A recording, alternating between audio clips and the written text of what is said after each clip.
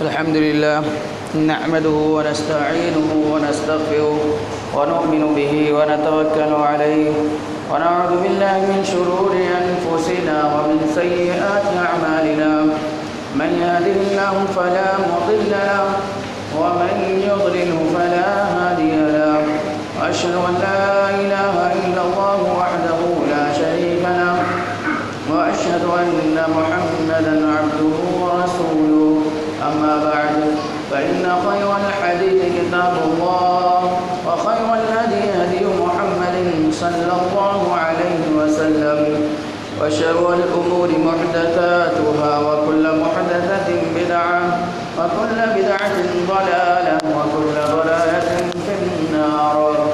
أعوذ بالله السميع العليم من الشيطان الرجيم. يا أيها الذين آمنوا اتقوا الله حق تقاته ولا تموتن إلا وأنتم مسلمون. يا أيها الناس اتقوا ربكم الذي خلقكم من نفس واحدة وخلق منها زوجها وبث منهما رجالا كثيرا ونساء واتقوا الله الذي تساءلون به والأرحام إن الله كان عليكم رقيبا. يا أيها الذين آمنوا اتقوا الله وقولوا قولا سديدا يصلح لكم أعمالكم ويغفر لكم ذنوبكم ومن يطع الله ورسوله فقد فاز فوزا عظيما. فقال الله تبارك وتعالى في موضع آخر: يا أيها الذين آمنوا كتب عليكم الصيام كما كتب على الذين من قبلكم لعلكم تتقون. حاضرین جمعہ، قابل احترام بزرگوں، نوجوان ساتھیوں، ملت کی پردہ نشین خواتین، ہر قسم کی تعریفات کبریائی بڑائی اللہ وحدہ لا شریک خالق کائنات اور مالک السما کے لیے ہیں. بعد اب ان کے درود و سلام نازل ہوں تمام انبیاء کرام پر اور خصوصاً اللہ کے آخری نبی جناب محمد رسول اللہ صلی اللہ علیہ وسلم پر. سامعین کرام، آج کے اس خطبہ جمعہ میں روزے کا مقصد کیا ہے، روزہ کیوں فرض ہے، کیوں ہم روزہ رکھتے ہیں، اس کا مطلوب کیا ہے، اس سلسلے میں گفتگو کروں گا.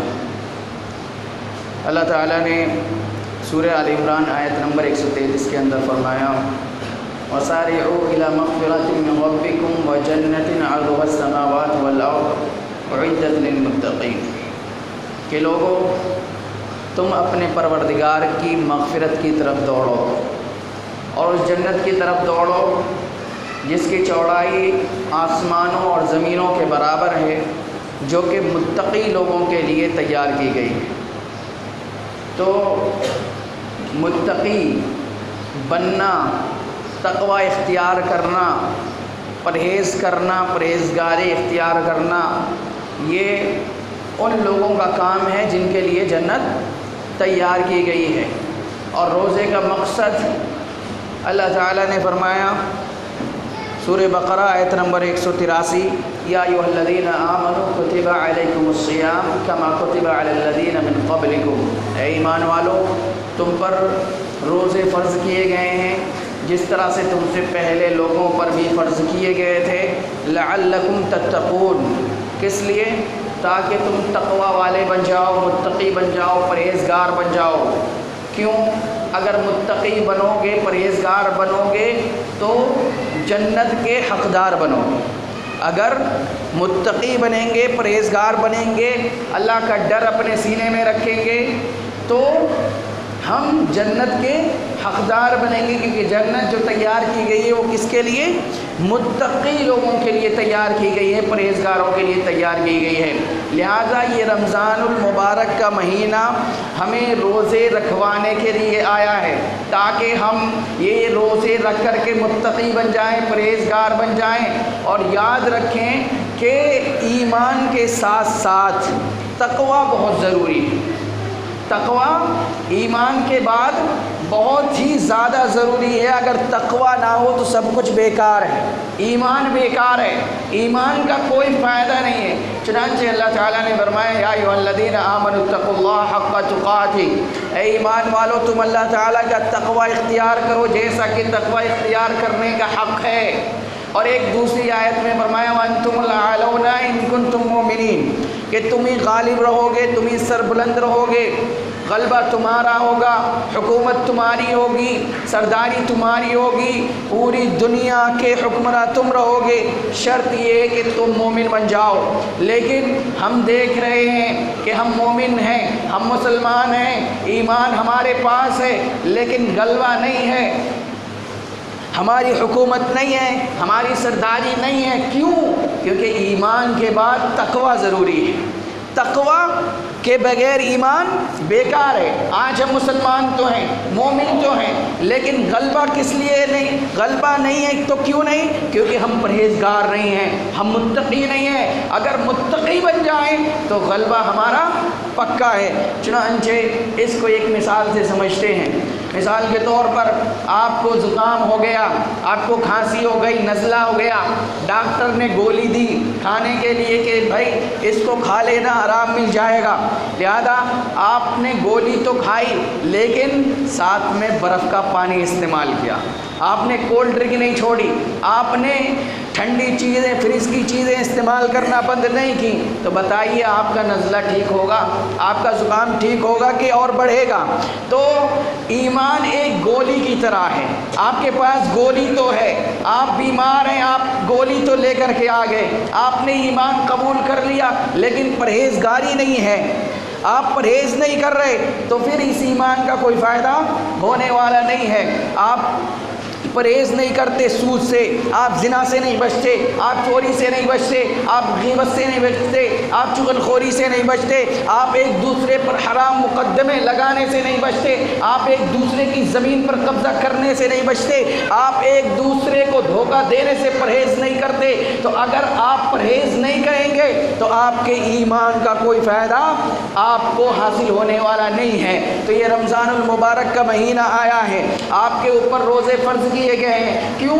تاکہ آپ تقوی والے بن جاؤ، آپ پرہیزگار بن جاؤ، آپ اپنے ایمان سے فائدہ اٹھانے والے بن جاؤ۔ سامعین کرام، آئیے ہم دیکھتے ہیں کہ روزہ کس طرح سے تقوی سکھاتا ہے، کس طرح سے روزہ تقوی کی تعلیم دیتا ہے۔ آئیے ذرا غور و فکر کرتے ہیں۔ آپ دوپہر کا وقت ہو چکا ہے، آپ پیاس سے ایک دم نڈھال ہیں، حلق سوکھ چکا ہے، آپ کمرے کے اندر موجود ہیں، وہاں پر پانی بھی رکھا ہوا ہے، گلاس بھرتے ہیں آپ اور پھر گلاس اپنے منہ میں بھی انڈیل لیتے ہیں، پانی ڈال لیتے ہیں، لیکن آپ کے پاس موقع ہے، طاقت ہے، قوت ہے، سب کچھ ہونے کے باوجود بھی روم کے اندر کوئی نہیں ہے، آپ کو کوئی دیکھنے والا نہیں ہے، آپ نے حلق کے اندر پانی بھی ڈال لیا ہے، منہ میں پانی ڈال لیا ہے، لیکن اس کو حلق کے نیچے نہیں لے جا رہے ہیں۔ کیوں؟ کیونکہ آپ نے روزہ رکھا ہوا ہے، اور جس کے لیے روزہ رکھا ہے کوئی دیکھے نہ دیکھے وہ دیکھ رہا ہے، اس کا ڈر آپ کو اپنے حلق کے نیچے پانی لے جانے نہیں دے رہا۔ یہ تقویٰ ہے، یہ تقویٰ ہے، کیونکہ اللہ تعالیٰ نے فرمایا، بخاری شریف کی 7492 نمبر کی روایت ہے، الصوم لی وانا اجزی بی یدع شہوتہ واکلہ وشربہ من اجلی، کہ روزہ میرے لیے ہے اور میں ہی اس کا بدلہ دوں گا۔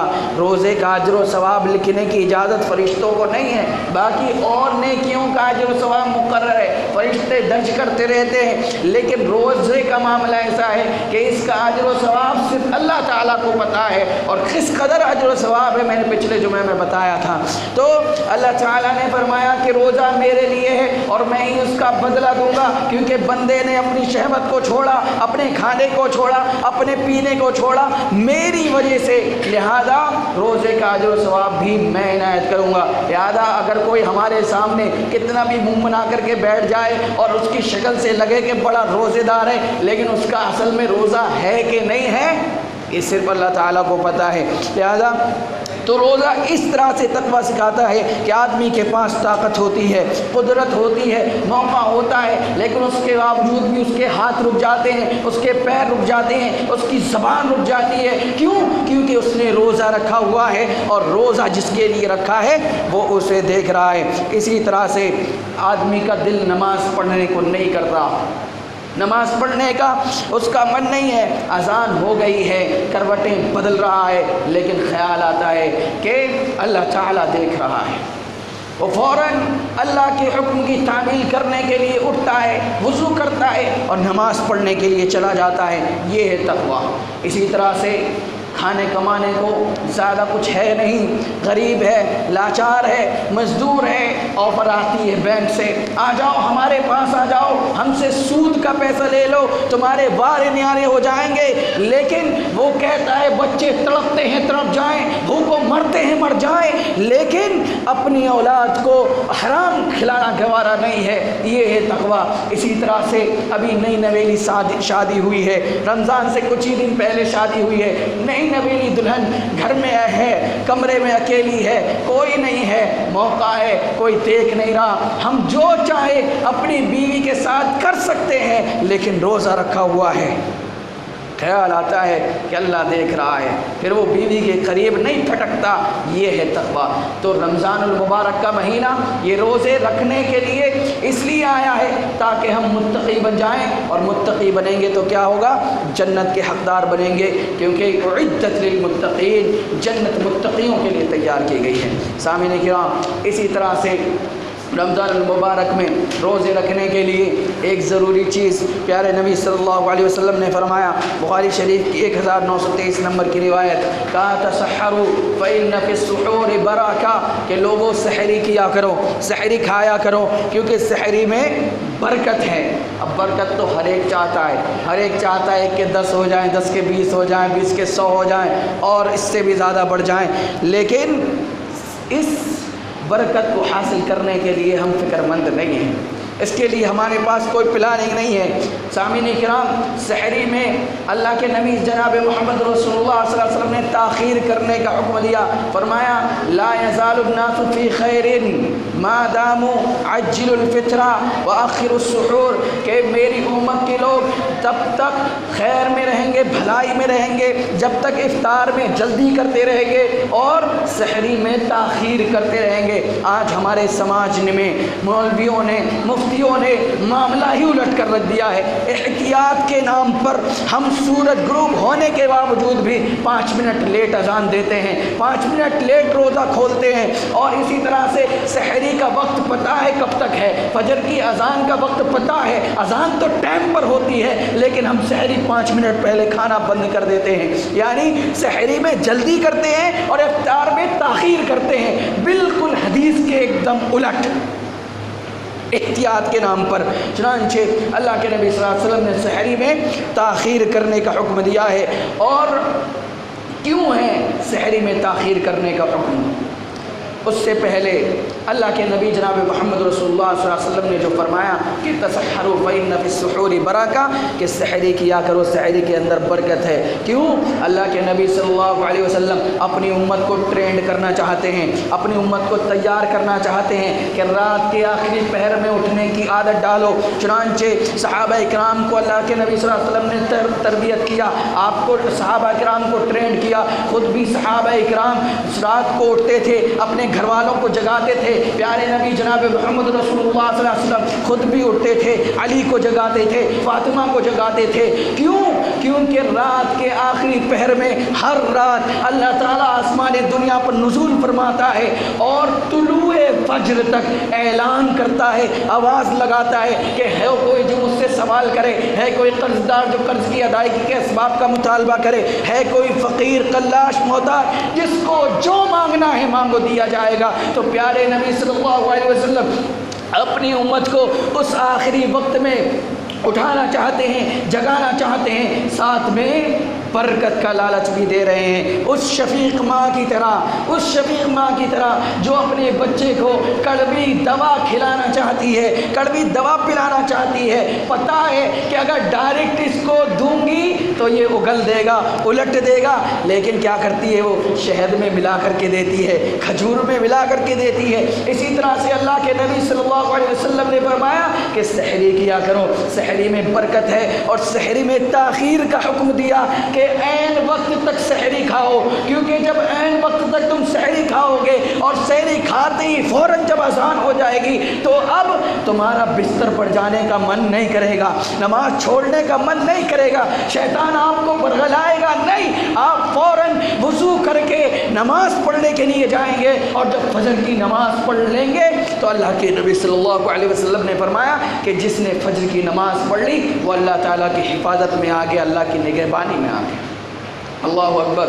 اس طرح اللہ کے نبی صلی اللہ علیہ وسلم اپنی امت کو جگانا چاہتے ہیں کہ 11 مہینے تک، 1 مہینہ تم سحری کر لو، باقی 11 مہینے خود بخود تمہاری آنکھ کھلا کرے گی، اور جب تمہاری آنکھ کھلے اٹھ جانا، اللہ کی عبادت کرنا، اور اس سے جو مانگنا ہو، جو بھی پریشانیاں، جو بھی فکریں ہیں، جو بھی ٹینشن ہے، جو بھی بیماریاں ہیں، جو کچھ بھی مانگنا ہے، اللہ کے خزانے میں کوئی کمی نہیں ہے، لہذا اس سے مانگنا، اور وہ وعدہ کرتا ہے کہ جو مانگو گے دیا جائے گا۔ اس لیے میرے بھائیوں، اس رمضان المبارک کے مہینے میں آپ کو جو بھی پریشانیاں ہیں، جو بھی مصیبتیں ہیں، جو بھی بیماریاں ہیں، کاروباری پریشانی ہو، دلی پریشانی ہو، جسمانی پریشانی ہو، کسی بھی طرح کی کوئی پریشانی ہو، اس سے نجات کا راستہ گیا ہے۔ سحری کے وقت اٹھ کر کے اللہ کی عبادت کر لو، وضو کر کے کم سے کم 2 رکعت نماز پڑھ لو، وضو کی ہی پڑھ لو، کیونکہ اکثر لوگ تراویح پڑھنے کے بعد وتر پڑھ لیا کرتے ہیں، تو لہذا وتر کے بعد اب نماز نہیں پڑھ سکتے رات میں، تو وضو کر کے وضو کی 2 رکعت پڑھ کے اللہ تعالیٰ سے ہم دعا کر لیں، مناجات کر لیں، اپنے گناہوں کی بخشش طلب کر لیں، اللہ سے جنت کا سوال کر لیں، اللہ سے جہنم سے آزادی کا سوال کر لیں، کیونکہ اس مہینے میں ہر رات اللہ تعالیٰ اپنے بندوں کو جہنم سے آزادی عطا فرماتا ہے۔ سامعین کرام، یہ موقع اچھا ہے، یہ ٹریننگ کا مہینہ ہے، لہذا اس مہینے کا مقصد سمجھیں، اس روزے کا مقصد سمجھیں، اور اپنے آپ کو متقی بنائیں، پرہیزگار بنائیں۔ سامعین کرام، اس مہینے میں روزے رکھیں۔ اللہ تعالیٰ نے فرمایا فَمَنْ شَهِدَ مِنْكُمُ الشَّهْرَ فَلْيَصُمْ، جو بھی اس مہینے کو پائے وہ اس مہینے کے روزے رکھیں۔ لہٰذا کاروبار کی وجہ سے، محنت کی وجہ سے، مزدوری کی وجہ سے، یا کسی اور وجہ سے آپ کو روزہ چھوڑنے کی اجازت نہیں ہے۔ آپ کا کاروبار پھر ہو سکتا ہے، آپ کی محنت پھر ہو سکتی ہے، لیکن یہ جو مہینہ ہے، یہ جو رمضان کا مہینہ ہے، پھر نہیں آنے والا۔ اور اللہ کے نبی صلی اللہ علیہ وسلم نے فرمایا کہ جو رمضان المبارک کے مہینے کا 1 روزہ بھی چھوڑ دے اور پھر اس کے بعد وہ ساری زندگی اس روزے کی قضا میں روزے رکھتا رہے، تب بھی اس 1 روزے کے اجر و ثواب کو نہیں پا سکتا۔ اسی طرح سے اللہ کے نبی صلی اللہ علیہ وسلم نے فرمایا، صحیح الترغیب کی 1679 نمبر کی حدیث ہے، کہا من ادرک رمضان فلم یغفر له فدخل النار فابعدہ اللہ، کہ جس نے رمضان المبارک کا مہینہ پایا اور اس مہینے میں روزے رکھ کر کے، عبادت کر کے، توبہ استغفار کر کے اپنے آپ کو بخشوا نہ سکا، اپنے آپ کو معاف نہ کرا سکا اور جہنم میں داخل ہو گیا، اللہ تعالیٰ ایسے انسان کو اپنی رحمت سے دور کر۔ بہت بڑا گناہ ہے رمضان المبارک کا، اس مہینے کا اتنا عظیم روزہ بلا عذر شرعی کے چھوڑ دینا۔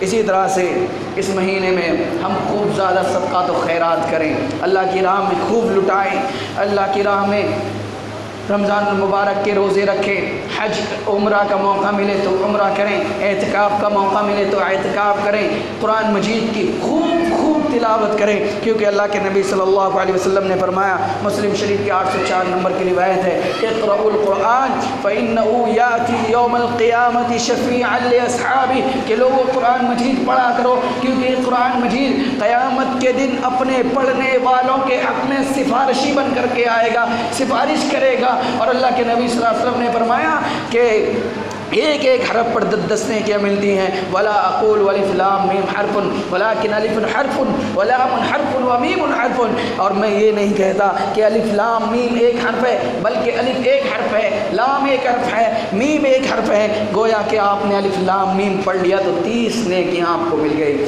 ساتھ میں اتنی نیکیاں بھی آپ کمائیں، اور یہ قرآن مجید قیامت کے دن سفارشی بن کر کے آئے گا۔ لہذا ہماری پریشانی یہ ہے کہ ہم میں سے اکثر و بیشتر لوگ قرآن پڑھنا ہی نہیں جانتے۔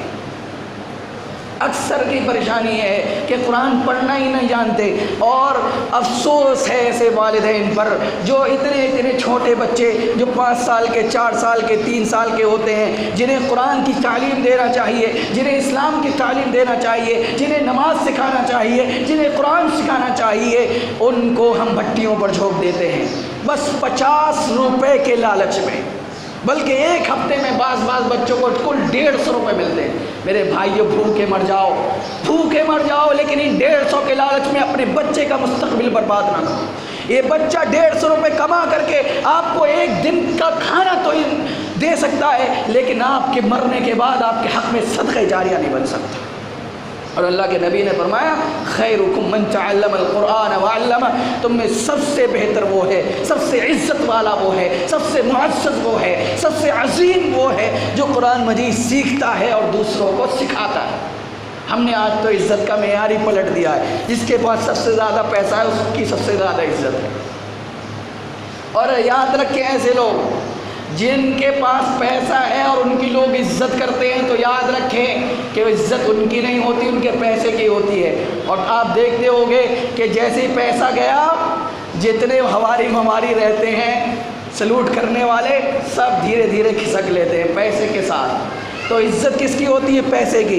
تو عزت والا وہ ہے، عظیم وہ ہے، شرف والا وہ ہے جو قرآن مجید سیکھے اور دوسروں کو سکھائے۔ سامعین کرام، یہ مہینہ رمضان المبارک کا ہم نے پایا ہے، لہذا ہمیں چاہیے کہ ہم اس مہینے سے بھرپور فائدہ اٹھائیں۔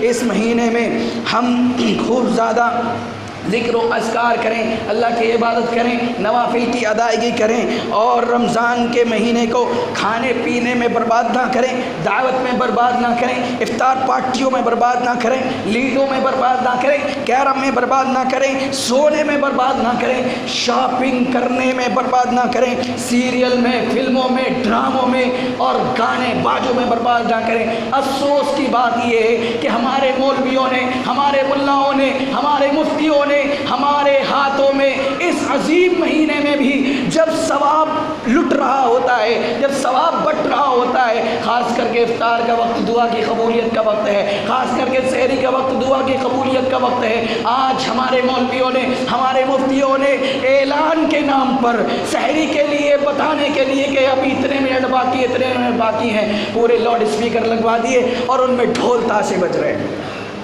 حرام ہے، حرام ہے ڈھول تاشے، اور ان میں اللہ کا نام، رسول اللہ کا نام ساتھ میں لیا جا رہا ہے تاکہ حلال کے ساتھ حرام دیا جائے۔ اور میں بتا دوں آپ کو، شریعت کی نگاہ میں گانے سننا اتنا بڑا گناہ نہیں ہے جتنا بڑا گناہ قوالی سننا ہے۔ قوالی سننے سے آدمی جہنمی بن سکتا ہے، لیکن گانے سننے سے محض ذاتی طور پر گنہگار ہوگا، وہ توبہ کر لے بخش دیا جائے گا۔ لیکن یہ قوالیاں انسان کو توحید سے دور کر رہی ہیں، شرک پر آمادہ کر رہی ہیں، تمام تب شرکیہ باتیں، جھوٹی باتیں، خرافات ان قوالیوں میں ہمیں سنوائی جا رہی ہیں۔ اور ڈھول تاشے، کوئی قرآن کی تلاوت کر رہا ہے، کوئی اللہ تعالیٰ کی عبادت میں لگا ہوا ہے، اس کو یہ آوازیں ڈسٹرب کر رہی ہیں، تو ہم ثواب کے نام پر یہ کام کر رہے ہیں، ثواب کے نام پر ہم حرام کام کر رہے ہیں اور ہمیں پتہ ہی نہیں ہے کہ ہم کیا کر رہے ہیں۔ اللہ تعالیٰ نے فرمایا ان الذین یحبون ان تشیع الفاحشۃ فی الذین آمنوا لہم عذاب علیم، ایسے لوگوں کے لیے دردناک عذاب ہے جو اس طرح کے کام کرتے ہیں۔ لہذا ہمیں ہوش میں آ جانا چاہیے اور اس طرح کی خرافاتوں سے باز آ جانا چاہیے۔ سامعین کرام، آپ نے روزہ رکھا ہوا ہے، روزے کی حالت میں زبان کی حفاظت بہت ضروری ہے۔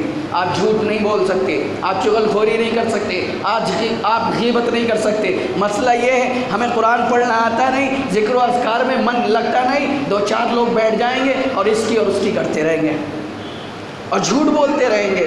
اللہ کے نبی صلی اللہ علیہ وسلم نے فرمایا، بخاری شریف کی 1903 نمبر کی روایت ہے، من لم یدع قول الزور والعمل به فلیس للہ حاجۃ فی ان یدع طعامہ وشرابہ، کہ جو انسان جھوٹ بولنا نہ چھوڑے، اس پر عمل کرنا نہ چھوڑے، تو اللہ تعالیٰ کو ایسے انسان کے روزے کی کوئی ضرورت نہیں ہے۔ اللہ کو کوئی ضرورت نہیں ہے کہ وہ کھانا چھوڑ دے، وہ پینا چھوڑ دے۔ بتائیے، آپ دن بھر محنت کریں اور جھوٹ بولیں، تو اللہ کو ایسے روزے کی ضرورت نہیں ہے، لہذا روزے کی حالت میں زبان کی حفاظت کریں۔ اسی طرح سے کانوں کی بھی حفاظت کریں، گانے سے، میوزک سے، ڈھول تاشے سے، بے حیائی سے، نظر بازی سے اور تنہائی کے گناہوں سے خاص طور پر اجتناب کریں۔ تنہائی میں ہم بہت زیادہ گناہ کرتے ہیں۔ آج موبائل ہمارے ہاتھ میں، انٹرنیٹ کا زمانہ ہے، ایک کلک میں پتہ نہیں کون کون سے گناہ ہم کر ڈالتے ہیں۔ آئیے ایک حدیث سنا کر کے میں اپنی بات ختم کرتا ہوں۔ ابن ماجہ کی 4245 نمبر کی روایت ہے، اس کو یاد کر لیجیے۔ 4245 نمبر کی ابن ماجہ کی روایت ہے۔ اللہ کے نبی صلی اللہ علیہ وسلم نے فرمایا لَعْلَمَنَّ اقواما من امتی یاتون یوم القیامت بحسنات امثال جبال تہامہ، کہ میں اپنی امت کے ایسے افراد کو جانتا ہوں، ایسے لوگوں کو جانتا ہوں جو قیامت کے دن بہت زیادہ نیکیاں لے کر کے آئیں گے، اور ایسی نیکیاں جو تہامہ کے پہاڑوں کے مانند ہوں گی۔ تہامہ ایک جگہ ہے، وہاں پر بہت زیادہ کثرت سے پہاڑ پائے جاتے ہیں، کہا ان پہاڑوں کے مانند نیکیاں ہوں گی، بیضاً فیجعلها اللہ عز وجل ہباء منثورا، لیکن اللہ تعالیٰ ان نیکیوں کو ذرات کی طرح اڑا دے گا۔ اللہ کے ہاں ان نیکیوں کی کوئی وقت نہیں ہوگی، کوئی حیثیت نہیں ہوگی۔ جو راوی حدیث ہیں وہ کہتے ہیں یا رسول اللہ صفہم لنا جلہم لنا، اے اللہ کے نبی صلی اللہ علیہ وسلم ہمارے لیے ان لوگوں کی صفات بیان کر دیجئے، ہمارے سامنے ان کو واضح کر دیجئے، اللہ لکون منہم ونحن نعلم، کہ کہیں ہم انہی کی طرح نہ ہو جائے اور ہمیں پتہ ہی نہ ہو۔ لہذا ان کی صفات بیان کر دیجئے، کیا معاملہ ہے ان کا؟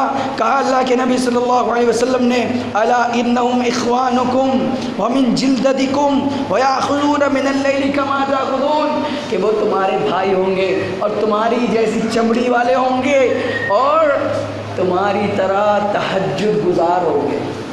اللہ اکبر۔ پتہ تہجد گزار کون ہوتا ہے؟ تہجد گزار کون ہوتا ہے پتہ ہے؟ جو 5 ٹائم کی نماز پڑھتا ہے تبھی تہجد گزاری کرتا ہے، اور جو 5 ٹائم کی نماز نہ پڑھے وہ نفل کیا پڑھے گا؟ تو تہجد گزار بھی ہوں گے، یعنی 5 نمازوں کی پابندی کے ساتھ ساتھ تہجد کی پابندی کرنے والے ہوں گے۔ وَلَكِنَّهُمْ أَقْوَامٌ اذا خلوا بمحارم اللہ ينتهكوها، لیکن ان کا معاملہ یہ ہوگا کہ جب تنہائی میں جاتے ہوں گے تو اللہ کے حدود پامال کریں، تنہائی میں گناہ کرنے والے ہوں گے۔ لوگوں کے سامنے تو متقی ہیں، پرہیزگار ہیں، تہجد گزار بھی ہیں، لیکن ان کا معاملہ یہ ہے کہ وہ تنہائی میں گناہوں سے باز نہیں آتے، وہ تنہائی میں گانے سنتے ہیں، وہ تنہائی میں فلم دیکھتے ہیں، وہ تنہائی میں اشلیلتا دیکھتے ہیں اور نہ جانے کیا کیا کرتے ہیں۔ لہذا تنہائی کے گناہ بڑے خطرناک ہیں، لہذا لوگوں تنہائی میں گناہ کرنے سے بچو، باز آ جاؤ، کیونکہ تنہائی میں تمہیں کوئی روکنے والا نہیں، کوئی ٹوکنے والا نہیں، اگر کوئی دیکھنے والا ہے تو صرف اور صرف رب ذوالجلال ہے۔ تو تہامہ کے پہاڑوں کے برابر نیکیاں بھی کر لو، تہجد گزار بن جاؤ۔ اگر ہم تنہائی میں گناہ کرنا نہ چھوڑیں تو پھر ہماری یہ نیکیاں سب کے سب برباد ہو جانے والی۔ اللہ تعالیٰ سے دعا ہے کہ اللہ تعالیٰ ہمیں روزے کے مقصد کو سامنے رکھ کر کے روزے رکھنے کی توفیق عطا فرمائے۔